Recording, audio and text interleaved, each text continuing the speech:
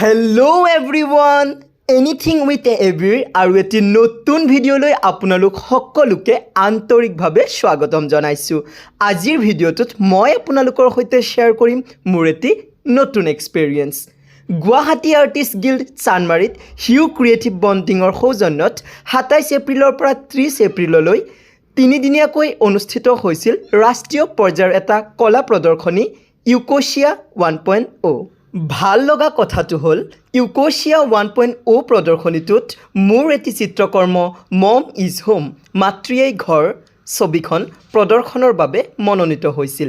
আজিৰ এই ভিডিঅ'টোৰ জৰিয়তে ইউক'চিয়া 1.0ৰ ভাল লগা মুহূৰ্তবোৰ আপোনালোকৰ সৈতে ভগাই ল'ম, কাৰণ আপোনালোক শুভাকাংক্ষীবোৰ আছে বাবে জীৱনটো সুন্দৰ। ইউক'চিয়া 1.0ত ইনভাইটেড আৰ্টিষ্ট প্ৰফেশ্যনেল কেটেগৰী আৰু ষ্টুডেণ্টছ কেটেগৰীৰ পৰা চিত্ৰকৰ্মসমূহ মনোনীত কৰা হৈছিলে।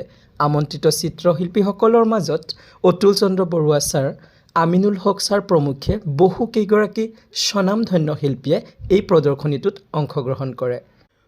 মই নৰাধমটোক প্ৰফেশ্যনেল কেটেগৰীৰ পৰা ছিলেক্ট কৰাৰ বাবে এই চেগতে হিউ ক্ৰিয়েটিভ বণ্ডিঙৰ সমূহ কৰ্মকৰ্তাক আন্তৰিক ধন্যবাদ জ্ঞাপন কৰিলোঁ।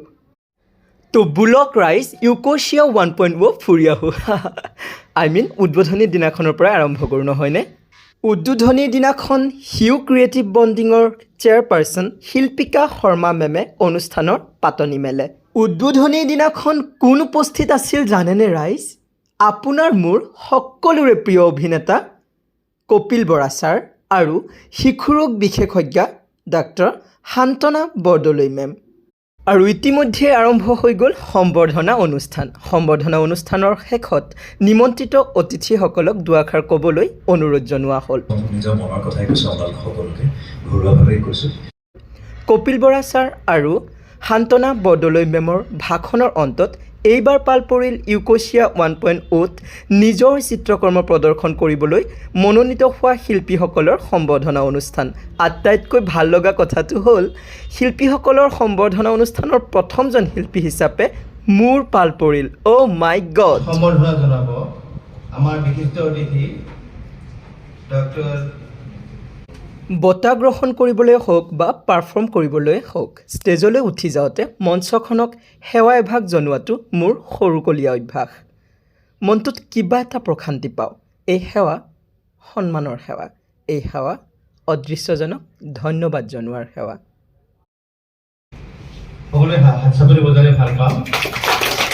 মনোনীত শিল্পীসকলৰ সম্বৰ্ধনা অনুষ্ঠানৰ অন্তত এতিয়া সময় পৰৱৰ্তী অনুষ্ঠানৰ, আৰু পৰৱৰ্তী অনুষ্ঠান হিচাপে আছে প্ৰদৰ্শনীৰ দুৱাৰ মুকলিকৰণ আৰু বন্তি প্ৰজ্বলন।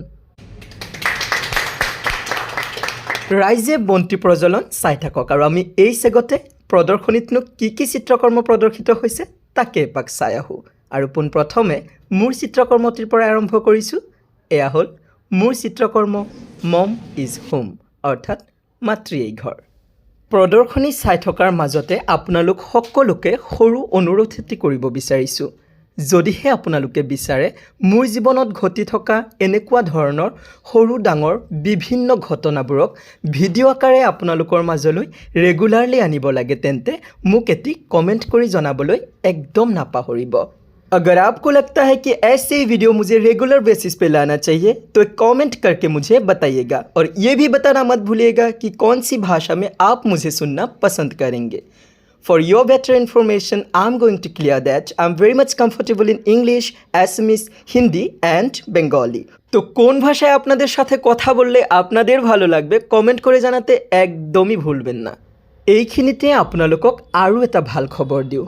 খবৰটো হ'ল DD নিউজ আছাম চেনেলটোৱে ইউক'চিয়া 1.0 খবৰটো কভাৰ কৰিছিল বুলি গম পোৱাৰ পিছত যেতিয়া মই নিউজটো চালোঁ, তেতিয়া দেখিলোঁ বাতৰিটো প্ৰচাৰিত হৈ থকা সময়খিনিত কেইবাবাৰো মই অঁকা ছবিখন দেখাই থকা হৈছে।